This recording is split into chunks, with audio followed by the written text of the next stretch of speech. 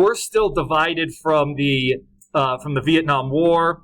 We have a weak economy, and we have a president coming into power that doesn't necessarily have a whole lot of answers. Now, I can't necessarily blame him because he's given a very rough situation, but the 70s are going to be a difficult spot. Things that we're going to talk about today are going to be both bad for us, but also start to look pretty good. So today what we got to do is I want to explain one thing from those situations that I gave you guys last time.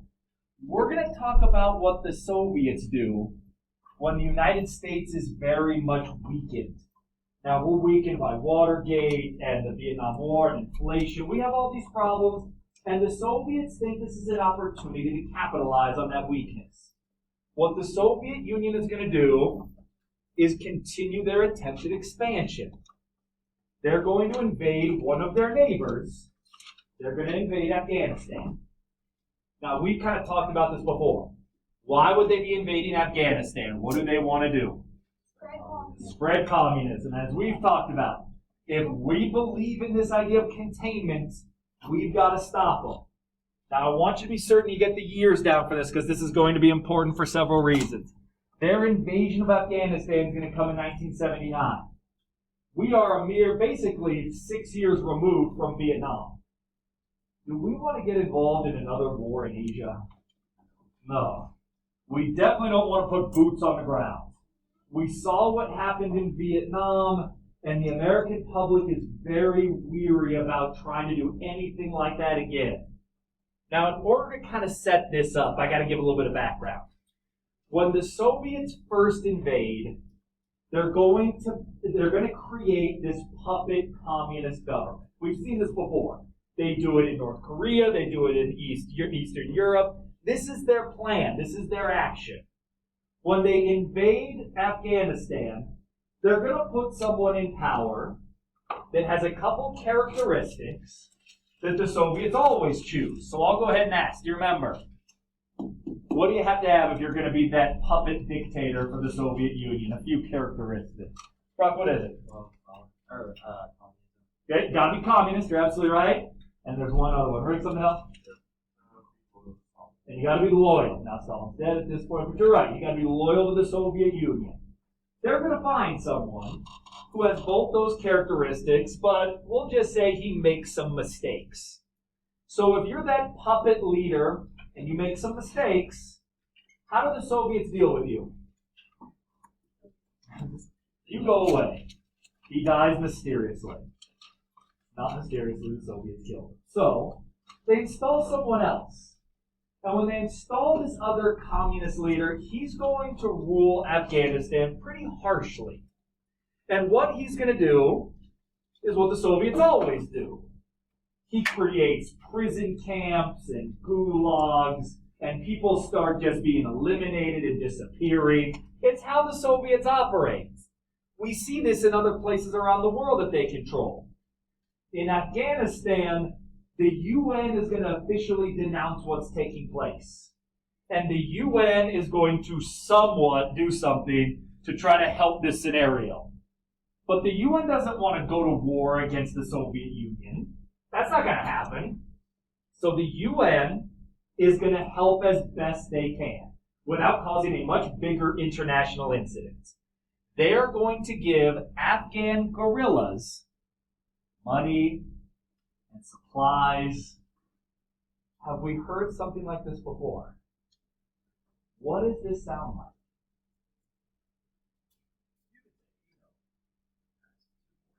It sounds a lot like what happened in Vietnam. These Afghan guerrillas are going up against one of the big superpowers of the world, the biggest army on earth. And these Afghan guerrillas have learned some very valuable lessons. They understand how to fight as guerrillas, where you be patient, bide your time, drag the war out. You don't have to win the war, you just have to not lose it. As long as you can just drag the war out, eventually that superior power will get sick of dealing with you. What we're going to see in Afghanistan is very similar to what happened in Vietnam for us. Now, I want to be clear about this because the terrain of Vietnam and the terrain of Afghanistan are very, very different. In fact, they're basically polar opposites. In Vietnam, there's this dense, thick jungle, but in Afghanistan, it's often this very mountainous terrain with lots of different caves and tunnel networks, all of which are a perfect haven for fighting as guerrillas. Now, what we're going to see is there's a group of Afghan guerrillas who are really going to be the spear point of this resistance against the Soviets. It's a group called the Mujahideen. Now, if the Mujahideen want to fight against the Soviets, does that make them our allies? Oh yeah, if you're not communist, then you're on our side. So how should we help them? Should we send troops? Are we going to send troops? But not going to do that. How can we help them? Send supplies, send money. We're even going to send the CIA. We're going to send spies into Afghanistan to help them resist the Soviet Union. This is the Soviet Union's Vietnam. They're getting very frustrated fighting against these guerrillas because just like we saw in Vietnam, these guerrillas can just melt back into society. You never actually know who you're fighting against because they're farmers by day, soldiers by night. So what the Soviets are going to do should sound pretty familiar. They're going to use their overwhelming air power. They are going to bomb Afghanistan back to the stone. Oh no. Have we heard that phrase before? Just like in Vietnam, though, in Afghanistan, they're kind of already in the Stone Age. Now, I should say this. The tactics that they use are a little bit different than what we saw with the Viet Cong. I showed you guys some of those really primitive, like bamboo traps that the Viet Cong would use. The Mujahideen doesn't really have that. That's not what they do. But they have lots of explosives, an enormous amount. So they set up booby traps, and they set up roadside bombs, and they set up landmines all throughout Afghanistan. Keeping in mind, time is on their side. Just drag the war out. If they can just drag it out, eventually that superior opponent gets sick of dealing with you. After 10 years of being stuck in Afghanistan, the Soviet Union realizes the same thing that we did in Vietnam. They're stuck fighting this unwinnable war because you can't identify who the enemy is. You can never get rid of all the guerrillas. It's really hard to do. So we're going to start to see something else happening in Afghanistan, well, in the Soviet Union, because this war is dragging out.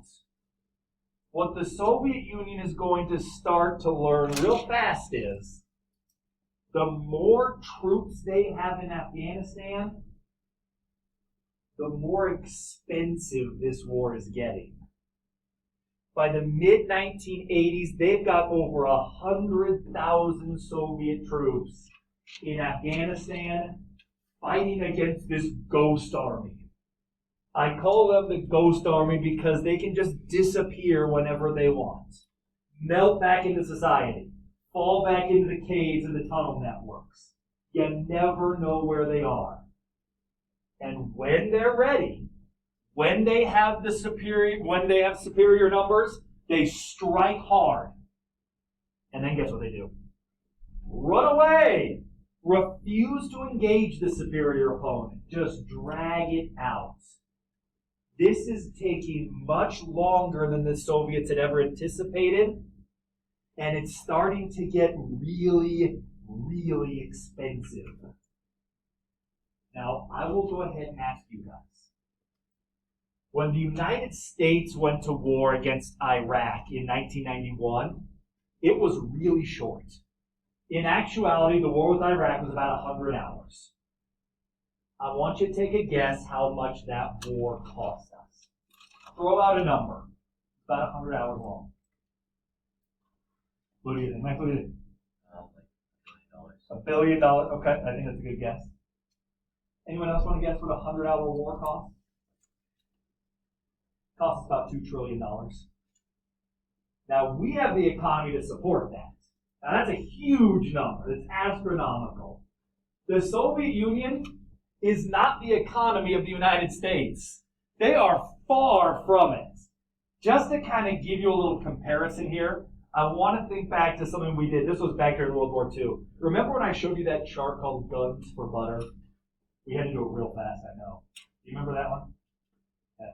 Long story short, the Guns for Butter chart is a society and how much they spend for military goods, guns, versus civilian goods, butter.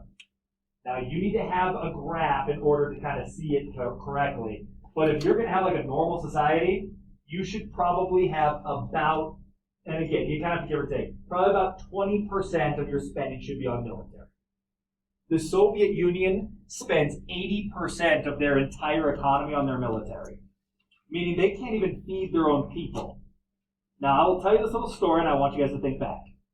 Do you remember when we first shut down for COVID back a year plus ago? Do you remember going to the grocery store and there wasn't any food there? Did you guys ever go and see that? Yes. I will remember this because my wife is going to tease me about this for the rest of my life. Can't wait. When we were shutting everything down, she said, I need you to go to the grocery store and just get what you think is wise. Go get all the food you can. I was like, I'll go hunting. That's what this is. Go to the grocery store, and I find SpaghettiOs. Now, SpaghettiOs are delicious. Correct. Mm-hmm. I know my wife hates SpaghettiOs, so I got 40 of them. Knowing they were all for me. No, I'm just kidding. Because that's all that was there. But I also went to the meat, you know how they just have the big vat, the cooling spot where all the meat is? I went there, and I kid you not, there was one thing left. And it was bizarre, but I found this vacuum-sealed tube of turkey meat. And I'm looking at it going, this looks gross. I don't want to eat this. This is bad. And I'm looking around, and there's literally nothing else. So I put it in the cart, and I was like, I don't know what kind of magic she's going to do with this, but I know this is dumb. Brought home all the groceries, the 40 cans of SpaghettiOs, and she's pulling it out. She's like, gross, why did you get this? That's all that's left. Then she got to the turkey tube. And she's like, what do you want me to do with this? I don't know. I have no answers. But the world is ending. So we got to figure it out. I tell you that little story because in the Soviet Union, during this time, they literally have these just empty supermarkets. They can't feed their own people. So there are videos of the Russian people getting into fistfights over turkey tubes. I was not about to fight over the turkey tube. I will say that right now. That thing was gross. However, by the late 1980s, there's a new Soviet premier who comes to power. This new Soviet premier is very, very different from other Russian leaders that we've talked about. Remember we were talking about Stalin, he ruled with an iron fist. Anyone who disagreed with him just got eliminated.